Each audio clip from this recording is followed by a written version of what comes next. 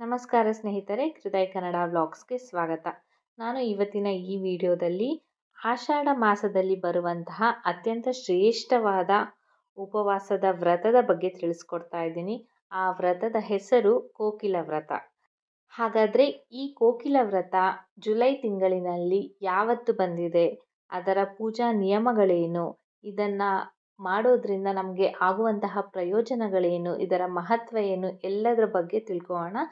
ಈ ವಿಡಿಯೋವನ್ನು ಕೊನೆ ತನಕ ಎಲ್ಲೂ ಕೂಡ ಸ್ಕಿಪ್ ಮಾಡದೆ ನೋಡಿ. ಪ್ರತಿ ವರ್ಷ ಆಷಾಢ ಮಾಸದ ಹುಣ್ಣಿಮೆಯಂದು ಕೋಕಿಲ ವ್ರತವನ್ನು ಆಚರಿಸಲಾಗತ್ತೆ. ಶಾಸ್ತ್ರಗಳ ಪ್ರಕಾರ ಶಿವನನ್ನು ಪತಿಯಾಗಿ ಪಡೆಯಲು ತಾಯಿ ಪಾರ್ವತಿ ದೇವಿಯು ಈ ಉಪವಾಸವನ್ನು ಮೊದಲ ಬಾರಿಗೆ ಆಚರಿಸಿದ್ರು ಅನ್ನುವ ನಂಬಿಕೆ ಇದೆ. ಪಾರ್ವತಿಯಾಗಿ ಹುಟ್ಟೋಕ್ಕಿಂತ ಮುಂಚೆ ತಾಯಿ ಪಾರ್ವತಿ ಕೋಗಿಲೆಯ ರೂಪದಲ್ಲಿ 10,000 ವರ್ಷಗಳ ಕಾಲ ನಂದನವನದಲ್ಲಿ ಅಲೆದಾಡಿದ್ಲು ಅಂತ ಹೇಳಲಾಗತ್ತೆ. ಶಾಪದಿಂದ ಮುಕ್ತರಾದ ನಂತರ ಪಾರ್ವತಿ ದೇವಿ ಕೋಗಿಲೆಯನ್ನು ಪೂಜಿಸಿದ ಕಾರಣ ಶಿವನು ಪ್ರಸನ್ನನಾಗಿ ತಾಯಿ ಪಾರ್ವತಿಯನ್ನ ತನ್ನ ಹೆಂಡತಿಯಾಗಿ ಸ್ವೀಕರಿಸಿದನು ಅನ್ನುವ ವಾಡಿಕೆ. ಕೋಗಿಲೆ ವ್ರತದ ದಿನ ಗಿಡಮೂಲಿಕೆಗಳಿಂದ ಸ್ನಾನ ಮಾಡುವ ಸಂಪ್ರದಾಯವೂ ಸಹ ಇದೆ. ಈ ದಿನ ಉಪವಾಸ ಮಾಡುವ ಮಹಿಳೆಯರು ಕೋಗಿಲೆಯನ್ನು ನೋಡುವುದು ಅಥವಾ ಕೋಗಿಲೆಯ ಶಬ್ದವನ್ನು ಕೇಳುವುದು ಬಹಳ ಮಂಗಳಕರ ಅಂತ ಪರಿಗಣಿಸಲಾಗಿದೆ. ಹಾಗೆಯೇ ಈ ದಿನ ಉಪವಾಸವನ್ನು ಶಿವ ಮತ್ತು ತಾಯಿ ಪಾರ್ವತಿಗೆ ಸಮರ್ಪಿಸಲಾಗಿದೆ. ಈ ದಿನ ಶಿವ ಮತ್ತು ತಾಯಿ ಪಾರ್ವತಿಯನ್ನು ಪೂಜಿಸಲಾಗುತ್ತೆ. ಹಾಗೆ ಈ ವ್ರತದ ಪ್ರಭಾವದಿಂದ ಅಖಂಡ ಸೌಭಾಗ್ಯ ಪ್ರಾಪ್ತಿಯಾಗತ್ತೆ. ಜೊತೆಗೆ ಅವಿವಾಹಿತ ಹೆಣ್ಣು ಮಕ್ಕಳಿಗೆ ತಮ್ಮ ಇಷ್ಟದ ವರ ಸಿಗುತ್ತಾರೆ ಅನ್ನುವ ನಂಬಿಕೆ ಇದೆ. ಹಾಗಾದರೆ ಈ ಬಾರಿ ಅಂದರೆ 2024ರಲ್ಲಿ ಕೋಗಿಲೆ ವ್ರತವನ್ನು ಯಾವಾಗ ಆಚರಿಸಲಾಗತ್ತೆ? ವೈದಿಕ ಪಂಚಾಂಗದ ಪ್ರಕಾರ ಆಷಾಢ ಮಾಸದ ಹುಣ್ಣಿಮೆಯ ಜುಲೈ 20ರಂದು ಬೆಳಗ್ಗೆ 5:59 ಪ್ರಾರಂಭವಾಗುತ್ತದೆ. ಪ್ರದೋಷ ಕಾಲದಲ್ಲಿ ಶಿವನನ್ನು ಪೂಜಿಸಲಾಗತ್ತೆ. ಇಂತಹ ಪರಿಸ್ಥಿತಿಯಲ್ಲಿ ಜುಲೈ 20ರಂದು ಕೋಕಿಲ ಉಪವಾಸವನ್ನು ಆಚರಿಸಲಾಗುವುದು. ಜುಲೈ 20ರಂದು ಕೋಕಿಲ ಉಪವಾಸವನ್ನು ಆಚರಿಸಬಹುದು. ಹಾಗೆ ಈ ವ್ರತದ ನಿರ್ಣಯವನ್ನು ಜುಲೈ 20ರಂದು ಬೆಳಿಗ್ಗೆ 5:36ದಿಂದ 6:21 ತೆಗೆದುಕೊಳ್ಳಬಹುದು.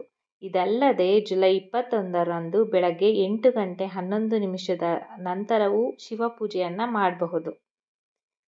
ವಿಧಿವಿಧಾನಗಳ ಪ್ರಕಾರ ಈ ವ್ರತವನ್ನು ಆಚರಣೆ ಮಾಡೋದ್ರಿಂದ ದಾಂಪತ್ಯದಲ್ಲಿನ ಅಡೆತಡೆಗಳು ದೂರವಾಗುತ್ತವೆ. ಹಾಗೆ ವೈವಾಹಿಕ ಜೀವನದಲ್ಲಿನ ಸಮಸ್ಯೆಗಳು ಸಹ ದೂರವಾಗುತ್ತವೆ ಅನ್ನುವ ನಂಬಿಕೆ ಇದೆ. ಈ ಉಪವಾಸವು ಜೀವನದಲ್ಲಿ ಸುಖ, ಶಾಂತಿ, ನೆಮ್ಮದಿ ಹಾಗೆ ಸಮೃದ್ಧಿಯನ್ನು ತರುತ್ತದೆ. ಈ ವ್ರತವನ್ನು ಆಚರಣೆ ಮಾಡೋದ್ರಿಂದ ಬಯಸಿದ ವರನನ್ನು ಪಡೆಯುವ ಬಯಕೆಯು ಈಡೇರುತ್ತದೆ ಅಂತ ನಂಬಲಾಗಿದೆ. ಹಾಗಾಗಿ ಅವಿವಾಹಿತ ಹುಡುಗಿಯರಿಗೆ ಈ ಉಪವಾಸವನ್ನು ಅತ್ಯುತ್ತಮವೆಂದು ಪರಿಗಣಿಸಲಾಗಿದೆ. ಇನ್ನು ವಿವಾಹಿತ ಮಹಿಳೆಯರು ತಮ್ಮ ಗಂಡನ ದೀರ್ಘಾಯುಷ್ಯಕ್ಕಾಗಿ ಈ ಉಪವಾಸವನ್ನು ಆಚರಣೆ ಮಾಡ್ತಾರೆ. ಹಾಗಾದರೆ ಈ ಉಪವಾಸದ ಮಹತ್ವ ಏನು, ಕತೆ ಏನು ಅಂತ ತಿಳಿಯೋದಾದರೆ, ಪೌರಾಣಿಕ ಕಥೆಯ ಪ್ರಕಾರ ಒಮ್ಮೆ ತಾಯಿ ಪಾರ್ವತಿಯು ಭಗವಾನ್ ಶಿವನ ಆದೇಶವನ್ನು ಉಲ್ಲಂಘಿಸ್ತಾಳೆ. ಇದರಿಂದಾಗಿ ಶಿವನು ಕೋಪಗೊಳ್ತಾನೆ. ಹಾಗೆ ತಾಯಿ ಪಾರ್ವತಿಯನ್ನ ಕೋಗಿಲೆ ಪಕ್ಷಿಯಾಗುವಂತೆ ಶಪಿಸ್ತಾನೆ. ಈ ಶಾಪದಿಂದಾಗಿ ತಾಯಿ ಪಾರ್ವತಿಯು ನಂದನವನದಲ್ಲಿ ಕೋಗಿಲೆ ರೂಪದಲ್ಲಿ ಹಲವು ವರ್ಷಗಳ ಕಾಲ ವಾಸಿಸ್ತಾಳೆ. ಮುಂದಿನ ಜನ್ಮದಲ್ಲಿ ಪಾರ್ವತಿ ದೇವಿ ಕೋಕಿಲ ವ್ರತವನ್ನು ನಿಯಮಿತವಾಗಿ ಆಚರಿಸ್ತಾ ಬರ್ತಾಳೆ. ಇದರಿಂದಾಗಿ ಶಿವನು ಸಂತೋಷಗೊಂಡನು, ಹಾಗೆ ಶಾಪವನ್ನು ವಾಪಸ್ ಪಡೆದನು ಅನ್ನುವ ನಂಬಿಕೆ ಇದೆ.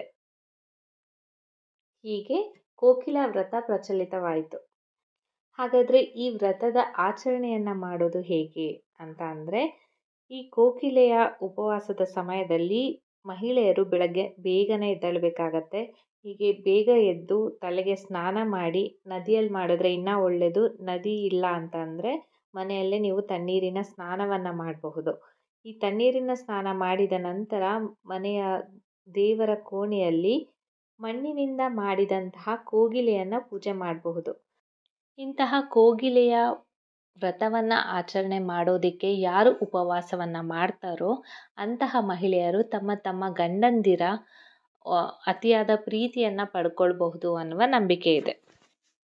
ಸೊ ನೋಡಿದ್ರಲ್ಲ ಫ್ರೆಂಡ್ಸ್, ಇದಿಷ್ಟು ಕೋಕಿಲಾ ವ್ರತ ಅಥವಾ ಕೋಗಿಲೆ ವ್ರತದ ಬಗ್ಗೆ ಕೆಲವೊಂದು ಮಾಹಿತಿ.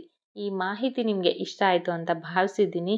ಇಷ್ಟ ಆದಲ್ಲಿ ನಿಮ್ಮ ಫ್ರೆಂಡ್ಸ್ ಹಾಗೆ ರಿಲೇಟಿವ್ಸ್ಗೂ ಕೂಡ ಶೇರ್ ಮಾಡಿ, ಹಾಗೆ ವಿಡಿಯೋಗೆ ಲೈಕ್ ಮಾಡಿ, ನಿಮ್ಮ ಅನಿಸಿಕೆ ಅಭಿಪ್ರಾಯಗಳನ್ನು ಕಮೆಂಟ್ ಬಾಕ್ಸ್ ಮೂಲಕ ತಿಳಿಸ್ಕೊಡಿ. ನಾನು ಮತ್ತೆ ಮುಂದಿನ ವಿಡಿಯೋದಲ್ಲಿ ಹೊಸ ಮಾಹಿತಿಯನ್ನು ನಿಮ್ಮ ಮುಂದೆ ತರ್ತೀನಿ. ಅಲ್ಲಿವರೆಗೂ ನಮಸ್ಕಾರ.